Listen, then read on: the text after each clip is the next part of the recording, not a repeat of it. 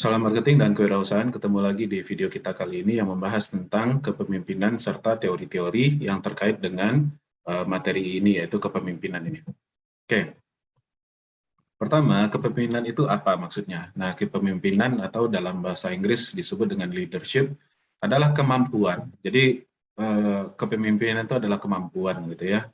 Kemampuan untuk apa? Yaitu kemampuan untuk mempengaruhi orang-orang dan menyediakan tempat kepada mereka untuk mencapai tujuan organisasi. Nah, jadi kepemimpinan itu kalau kita membaca sebuah definisi, kata pertama itu adalah kata yang paling penting. Ya, di sini kata pertamanya adalah kemampuan. Jadi kepemimpinan ini kemampuan artinya keterampilan bisa dilatih, gitu ya. Kalau berdasarkan definisi ini, ada orang yang memiliki kemampuannya tinggi, ada orang yang memiliki kemampuannya biasa-biasa saja, ada yang memiliki kemampuannya rendah. Nah, kemampuan tersebut adalah kemampuan untuk mempengaruhi orang lain. Nah, kemampuan untuk mempengaruhi orang lain ini maksudnya bukan berarti dia orangnya baik, tidak selalu seperti itu. Dia orangnya bisa membujuk. Nah, ingat kepemimpinan itu bukan membujuk. Walaupun seorang pemimpin itu ada kalanya dia memiliki karisma, misalnya bisa membujuk. Nah, di sini maksudnya mempengaruhi di sini maksudnya ya bisa membuat orang lain atau menginstruksikan kepada orang lain sehingga orang lain tersebut ya orang-orang yang dia pengaruhi tersebut bisa bekerja bertindak sesuai dengan yang dia inginkan. Nah, itu adalah seorang pemimpin. Cara mempengaruhi itu bagaimana? Bisa bermacam-macam caranya. Kalau yang paling sederhana ya mempengaruhi dengan adanya kekuasaan.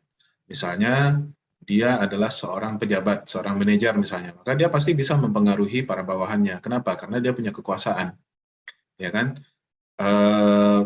Kalau tidak mau bekerja, ya diberhentikan atau dikasih sanksi misalnya. Itu kan bentuk pengaruh juga. Jadi orang-orang yang bertindak sebagai seorang pemimpin adalah orang yang memiliki pengaruh yang kuat. Ya, karena mereka memiliki kemampuan untuk mempengaruhi orang serta menyediakan tempat kepada mereka untuk mencapai organisasi. Nah, ada beberapa perspektif atau beberapa teori yang terkait dengan kepemimpinan ini. Ada kompetensi trait, ada behavioral perspektif, ada contingency perspektif, ada transformational perspektif, dan ada romance perspektif. Ini yang akan kita bahas satu persatu melalui video singkat kali ini. Kompetensi trait perspektif ini adalah teori kepemimpinan yang mencoba mengidentifikasi karakteristik dari pemimpin yang efektif itu seperti apa. Pemimpin efektif itu adalah pemimpin yang bisa mencapai tujuan yang ditetapkan. Nah, itu namanya pemimpin yang efektif. Apa saja karakteristik dari seorang pemimpin yang efektif itu? Ya, di kompetensi trait perspektif inilah kemampuan-kemampuan atau karakteristik-karakteristik itu dibahas atau ditemukan. Nah, banyak sekali, misalnya memiliki karisma misalnya. Karisma itu adalah wibawa gitu ya, bawaan masing-masing. Ada lagi misalnya karakteristiknya adalah cerdas misalnya. Nah, pemimpin yang pasti harus cerdas ya. Kemudian pemimpin itu harus vokal misalnya. Dia harus bisa menyampaikan pemikirannya yang ada di dalam kepalanya dengan baik dan jelas kepada orang-orang yang dipengaruhinya. Nah, ini adalah kompetensi trait perspektif, yaitu mengidentifikasi karakteristik dari pemimpin yang efektif itu seperti apa. Nah, itu dibahas di dalam teori ini. Kemudian ada lagi behavioral perspektif. Menurut teori ini atau menurut sudut pandang ini ada dua perilaku pemimpin katanya. Yang pertama perilaku pemimpin itu adalah people oriented behavior. Yang kedua ada lagi pemimpin ini yang task oriented behavior. Bedanya apa? Kalau yang people oriented behavior dia itu memimpin, dia lebih mengutamakan lebih mengutamakan kepuasan dari orang-orang yang dipimpinnya. Ya, dia lebih memikirkan orang itu bisa bekerja dengan nyaman di bawah kepemimpinannya. Itu namanya people oriented. Maka orang-orang yang memiliki people oriented behavior ini orangnya biasanya lebih disukai karena dia orangnya demokratis, dia memiliki hubungan emosional, kemudian dia juga ya memperhatikanlah bawahan-bawahannya. Sementara kalau task oriented behavior itu dia tidak begitu mementingkan bagaimana kepuasan kerja, bagaimana kenyamanan, bukan itu yang diperhatikannya, tapi lebih kepada bagaimana suatu tugas itu bisa tercapai dengan baik, dengan cepat, misalnya dengan efektif. Nah, itu task oriented behavior. Nah, apakah berbeda people oriented dengan task oriented behavior? Memang tidak harus berbeda, karena kedua-duanya ini bisa langsung satu kali jalan. Artinya orang itu seorang pemimpin yang pintar, dia bisa membuat pegawainya itu termotivasi terus, dia bisa membuat bawahannya itu bekerja dengan baik, memiliki hubungan yang baik, tapi tugasnya itu bisa segera selesai. Tapi dalam kenyataannya di lapangan, di sebuah perusahaan atau di sebuah organisasi, kadang-kadang antara people oriented behavior dan task oriented behavior ini harus dipisah, ya. Karena untuk mencapai suatu tujuan, ya, dengan cepat, dengan ini ya, kadang-kadang kita harus menyuruh orang itu dengan keras misalnya, atau menetapkan target yang sangat tinggi misalnya. Ada kalanya kita harus mengesampingkan hubungan sosial, ya kan, untuk supaya tujuan itu bisa tercapai dengan efektif. Nah, itu adalah task oriented behavior. Nah, jadi behavioral perspective ini mengkaji kepemimpinan dari sudut pandang behavior atau dari sudut pandang perilaku, gitu ya, dari perilaku seorang pemimpin. Kemudian ada lagi contingency perspektif. Nah, gaya kepemimpinan ini adalah gaya kepemimpinan yang berdasarkan keadaan, gitu ya, berdasarkan keadaan. Nah, itu namanya contingency. Contingency itu menyesuaikan. Nah, di dalam sini ada lagi teorinya path goal theory. Path goal theory ini menyarankan agar seorang pemimpin itu memiliki perilaku atau gaya kepemimpinan servant leadership katanya, ya, leadership tapi servant, yaitu kepemimpinan tapi pemimpin itu melayani, yaitu pemimpin yang melayani pekerja dengan mengerti kebutuhan mereka dan memfasilitasi pelaksanaan tugas mereka. Jadi pemimpin ini kalau di dalam servant leadership, pemimpin itu justru dia melayani para pekerjanya atau para bawahannya. Apa yang dibutuhkan pegawainya dalam bekerja, gitu. Misalnya untuk bisa memasarkan produk misalnya, bagian pemasaran itu membutuhkan mobil dinas. Sepemimpin ini harus dia itu berusaha sebaik mungkin, semaksimal mungkin agar kebutuhan itu bisa terlayani atau terpenuhi. Untuk menyelesaikan suatu tugas, seorang bawahan ini dia butuh laptop misalnya. Maka pemimpin itu harus semaksimal mungkin mengusahakan agar laptop itu ada. Atau seorang pekerja, ya kan, mungkin punya anak, dia mungkin ya ibu menyusui misalnya, agar dia bisa bekerja dengan baik, maka dia harus juga diberikan ruang menyusui misalnya. Maka pemimpin harus menciptakan itu. Itu namanya servant leadership. Jadi seorang pemimpin itu, dia itu walaupun pemimpin, dia melayani pekerjanya agar pekerja itu tersebut bisa dengan bagus bekerja, bisa dengan nyaman bekerja, kebutuhan-kebutuhan mereka dalam bekerja itu bisa terpenuhi dengan bagus gitu. Sehingga tujuan dari organisasi bisa tercapai dengan baik. Gitu. Nah, situational leadership theory, pemimpin yang efektif adalah yang bisa memvariasikan gaya. Ya kan, kadang-kadang dia itu keras ya saat dibutuhkan, tapi kadang-kadang mereka juga ada kalanya dia harus mau mendengarkan apa keluhan dari si bawahannya.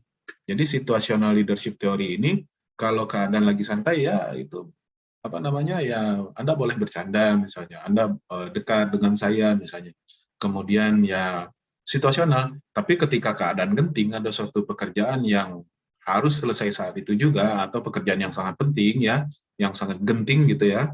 Nah, itu gaya pemimpinannya bisa langsung berubah. Orangnya bisa langsung jadi keras, dia sangat demanding, sangat sangat sangat detil ya kan, pekerjaan sudah selesai, tolong perbaiki lagi, walaupun bawahannya itu sudah kesal misalnya.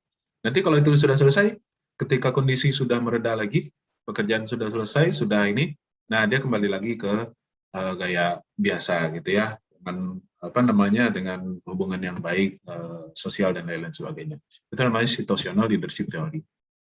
Nah, kemudian ada lagi sebuah perspektif transformasional perspektif. Ini sudut pandang yang mengatakan bahwa seorang pemimpin itu dia di sana, di sebuah organisasi itu agar organisasi itu berubah. Jadi tugas seorang pemimpin itu merubah organisasinya. Nah, ini kita baca, transformational perspektif menjelaskan bagaimana pemimpin merubah organisasi dengan menciptakan, mengkomunikasikan, dan memperlihatkan model visi sebuah organisasi. Gitu. Jadi pemimpin itu ketika dia diangkat menjadi pemimpin itu memang harus terasa gitu, perubahan yang baru. Perubahan ini perubahan yang ke arah yang lebih baik. Jadi misalnya organisasi ini sudah berjalan sekian tahun, ya kan sekian puluh tahun, kondisinya seperti itu saja. Ada peningkatan, ada, tapi peningkatannya itu tidak tajam, ya stabil gitu. Tapi muncul seorang pemimpin yang memiliki perspektif transformasional, wah itu langsung dipacu gitu. Bagian ini tolong ini kita harus menciptakan sebuah dibikin target yang tinggi dan target itu harus tercapai. Sehingga organisasi tersebut di bawah kepemimpinannya mungkin berubah 2 kali lipat atau 3 kali lipat daripada sebelumnya. Itu adalah seorang transformational leader. Jadi seorang pemimpin ini dalam perspektif transformasional itu dia merubah organisasi, dia menciptakan sebuah goals atau sebuah tujuan yang tinggi, dia komunikasikan dengan baik, kemudian dia perlihatkan visi tersebut. Visi itu kan sebuah pandangan jauh ke depan, sebuah kondisi ideal dari sebuah organisasi, itu yang disebut sebuah visi. Nah, kita capai ini katanya. Nah, maka dilakukanlah perubahan. Nah, ada beberapa elemen dari transformational leadership itu. Pertama, create a vision, ciptakan visi, ya. Visi ini kondisi ideal kita, ya kan, mungkin visinya akan dicapai 20 tahun lagi, 25 tahun lagi. Perusahaan kita nanti 25 tahun lagi seperti ini. Harus terbayang sama si pegawainya.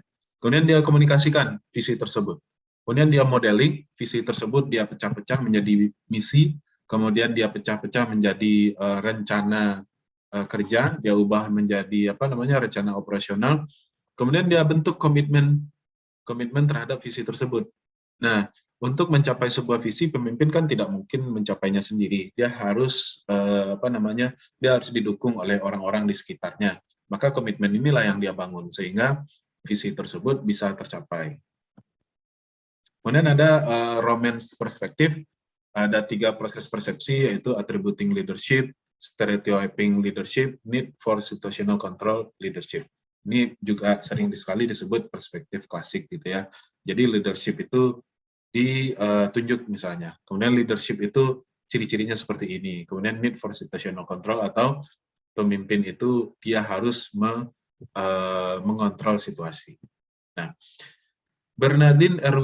Wirjana mengatakan prinsip-prinsip yang mutlak dalam satu kepemimpinan strategis. Pertama, pemimpin itu harus mengerti diri sendiri. Artinya dia harus tahu ukuran dirinya sendiri, itu dia harus tahu apa yang dia bisa, apa yang dia tidak bisa, apa yang dia mampu, apa yang dia tidak mampu. Karena kalau tidak seperti itu, nanti ketika mengarahkan bawahan atau mengatur bawahan, dia mungkin tidak mengerti sampai mana batasan kemampuannya, sehingga dia jadi sok tahu gitu. Padahal pegawainya lebih tahu daripada dia. Itu biasa saja dalam sebuah organisasi, biasa saja. Kemudian yang kedua, menguasai keahlian teknis, walaupun dalam sifatnya umum. Mempunyai tanggung jawab dan bertanggung jawab. Mengambil keputusan yang matang dan tepat waktu, menjadi role model bagi karyawannya, karena pemimpin ini kan selalu diperhatikan. Kalau dalam rapat, dia selalu duduknya di tengah atau duduknya di depan. Kalau berbicara, pasti dia bicaranya yang paling banyak. Kemudian ya, artinya pemimpin inilah pasti yang jadi model atau menjadi contoh gitu ya. Kalau pegawai kan ya biasa saja pegawai gitu ya. Kemudian mengenal karyawan dan memperhatikan kesejahteraannya. Membuat anggota selalu mendapat informasi yang mereka perlukan. Ini bisa diatur dalam knowledge management.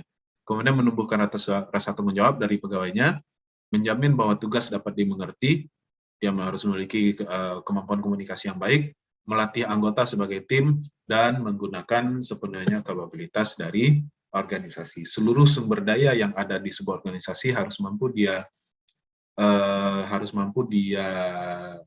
maksimalkan agar tujuan organisasi dapat tercapai. Oke, demikian saja definisi dari kepemimpinan serta model-model dari perspektif-perspektif dari kepemimpinan. Sampai jumpa di video berikutnya. Salam marketing dan kewirausahaan.